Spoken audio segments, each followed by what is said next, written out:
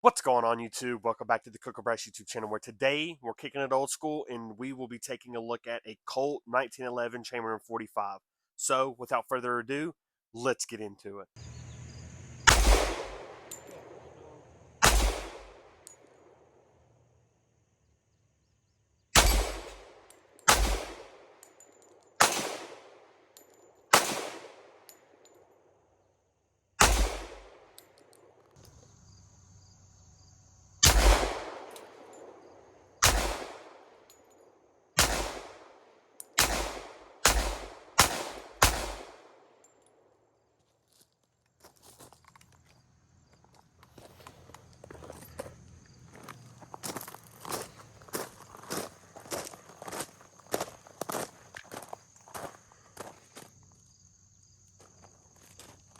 First off, I just want to start by saying if you're taking time out of your day to come and be a part of the CookinBrass family, I can't ever thank you enough. Go ahead and drop a like, comment, subscribe, hit that notification bell so that you can stay up to date and in tune with everything going on in the channel, and so that you can know what all's coming up as far as content goes.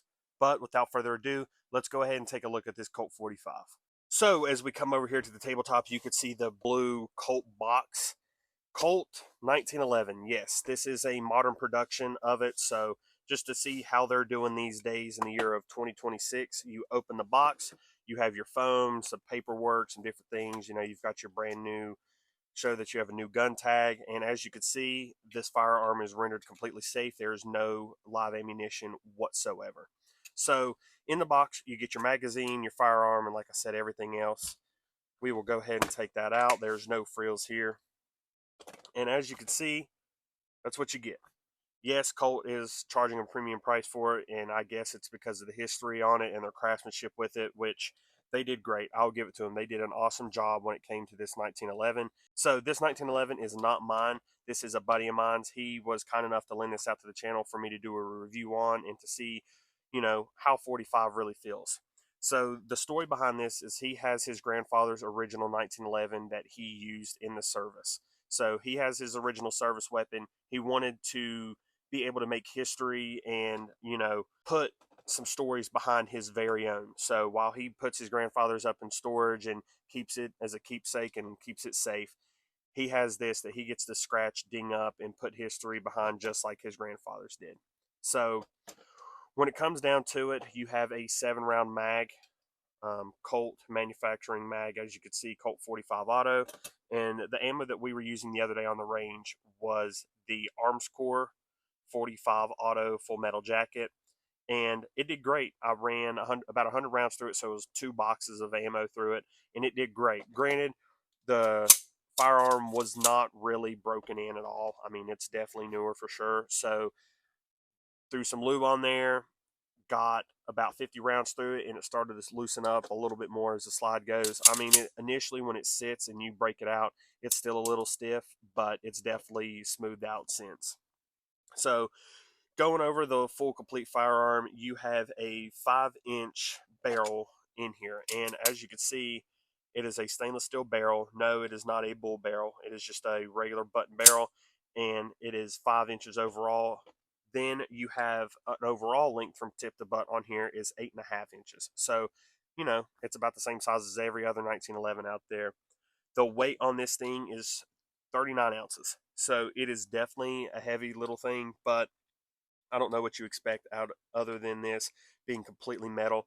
This is their blued finish, which is very pretty, and it is put on to a carbon steel. They're forged carbon steel. So you definitely have the durability on there. The only thing is it does have MIM parts in it. So a lot of companies out there that make full metal firearms in 1911s, they choose to use MIM parts. All that means is that they take metal injected molded parts to where they put them into a cast pretty much, and that's how the parts are made. They're not made out of just regular forgings or taking it and machining the metal out. They just go ahead and create those parts that way. And the only issue with that is sometimes if they're not heat treated correctly, if it's poor metallurgy, it can lead to premature wear and tear on the firearm. Parts can break easier. And the only reason I say that is because it could probably be worrisome with the 45. You have higher recoil, you have more energy coming back on the slide, back and forth. And I just feel like if it would break on anything, it'd probably break on a 45. But like I said before, a ton of companies are doing it. You have Springfield using it in their Prodigy line. You also have it in the Kimbers. They're using it as well. Ruger, and so is Colt. So you have all these big brands that are charging a premium price that are using MIM parts. So hopefully, they have it to a T to where they don't have the issues with the MIM parts like some other companies do, or some people have had horror stories with. But that's not to say anything bad about Colt. Everybody's doing it, other than the only company that I know off the top of my head is T-Sauce, and they are proud to say that. So that's the only thing that I have noticed about or read about on the Colt. But getting back to the firearm, you have a 5 pound trigger. So you can see when you get the safeties completely compressed, it breaks. Then when you slide goes back, there's your reset, and then break. One more time. So it's definitely a 1911 trigger. It's nothing special, no frills on it, not any kind of race trigger. But as you can see, you have your slide stop. It is not ambidextrous. Nothing on there is ambidextrous. It's all left-handed or left-sided. So you have that. You have your grip safety right here, and then you have your manual safety. And as I stated, nothing manual. And then you just have your front and rear blacked out sights. So you definitely have these. The prettiest part on this firearm are these wood handles. I think that just makes it look so much more nostalgic, and it is a great firearm overall. So just a little bit of history behind it. The 1911, as many people know, was started by John Moses Browning, or made, created, dreamed. This is his child. Is John Moses Browning started making these or creating these, and Colt picked it all up and started manufacturing ever since then. And then in 1911, the military adopted it with the Army and Navy. So that's how it got its name. And then, you know, 45 was used in back-to-back world wars. I mean, world champions right here. So it was used in World War One, World War Two, the Korean War, and then it was used in Vietnam and up into the GWOT with the Marine Raiders using their version of the all FTE Colt 45 that they have. So yeah, this is just an old-fashioned Colt 1911. I wanted to get it out on the channel because, like I said before, I've never really had experience shooting with a 45. Definitely have my opinions on that for sure. I could see why it's starting to get outdated, but that's for another video, so stay tuned for that. But when it comes down to it, I think it's always great to have a 1911 in your collection because in a world full of polymer, it could definitely get old. It could definitely get tiresome, just going out and shooting Glocks and Smiths all the time. So when you get bored, you're able to just break this out, have your little hand cannon by your side, and just hear the eagles screaming in the background with the American flags waving in the wind when you start shooting a Colt 1911 chamber 45. But yeah, this is the Colt manufacturer in modern day. So yeah, as you can see, this is a beautiful firearm. Colt definitely did their thing with this.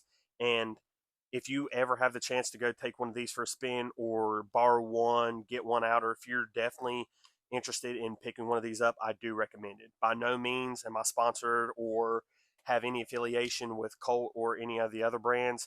It's just something that a buddy let me borrow, and I wanted to bring it out to you guys and say they're doing their thing. It's definitely a piece of history, and I think everybody, if you have the money and you have the funds to do it, definitely check it out. But I want to hear your opinion on it. Do you use a modern day Colt? Do you own a modern day Colt, or do you have the old fashioned stuff, the surplus stuff, or anything from back in the day? Go ahead and feel free to comment down below and tell me what you think about it, or what your opinions are on MIM parts or anything that they've got going on in modern production. But I hope you found this video informational. I hope you stuck to the end. And if you did, I can't ever thank you enough. And I hope you have a blessed day. Thank you.